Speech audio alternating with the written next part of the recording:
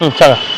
तर आपण काल मंत्रालयात घोषणाचे प्रयत्न केला होता. नेमकं काय कारण होतं? आमची मागणी एकच आहे की अहिल्यादेवी होळकर कर्जमुक्ती योजना जी सरकारनं आणली आहे, या योजनेमध्ये अजूनही लाखो शेतकरी वंचित राहत आहेत. आमचं म्हणणं आहे की थकीत कर्जदारांना तुम्ही 2 लाख रुपये अनुदान देताय, माफ करताय कर्ज, ही आनंदाचीच बाब आहे.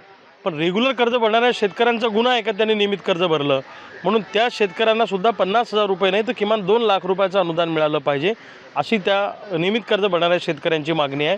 दुसऱ्या बाजूला ITR भरणारे शेतकरी श्रीमंत नसतात. तांत्रिकदृष्ट्या इतर लोन मिळण्यासाठी ते ITR भरत असतात. त्यामुळे त्याही शेतकऱ्यांचा समावेश कर्जमुक्ती योजनेत करावा.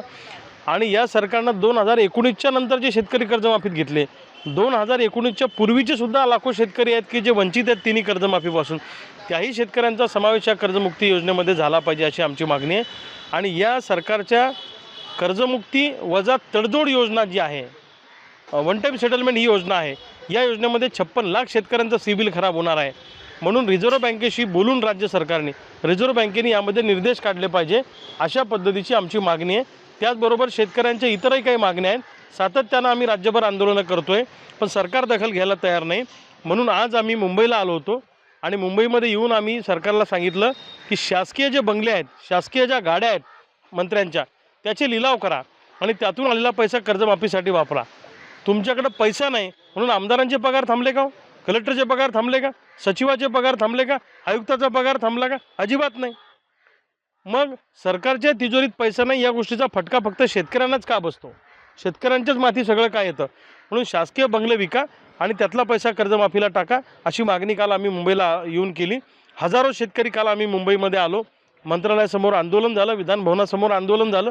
आम्हाला अत्यंत वाईट वागणूक पोलिसांकरवी सरकारच्या इशाऱ्यावर त्या ठिकाणी मिळाली. म्हणजे मला अटक केलं तर माझे फोन काढून घेतले, मला औषधं माझे मिळू दिले नाही, मला कोणाला भेटायला बंदी केली. अरे आम्ही काय दहशतवादी आहोत का? आम्ही काय नक्षलवादी आहोत का? एका बाजूला अजमल कसाब इथे कसा येतो याचा तुम्हाला तुमचं IB काय करतं इंटेलिजन्स, त्याच्याशी तुम्हाला घेणं देणं नाही. नक्षलवादी येऊन आपल्या लोकांना ठार मारून जातात, त्याच्याबद्दल तुम्ही कारवाई करायला तयार नाही.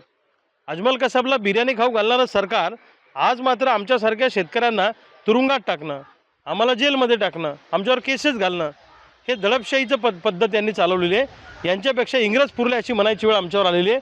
पण आम्हाला अटक करून, दडपशाही करून हे आंदोलन थांबणार नाही. जोपर्यंत शेतकऱ्यांची सरसकट कर्जमुक्ती होत नाही, आम्हाला हक्काचा पीक विमा मिळत नाही, सोयाबीन कापसाला भाव मिळत नाही, कांद्याचा प्रश्न सुटत नाही, तोपर्यंत लढाई थांबणार नाही. आंदोलन जारी रहेगा.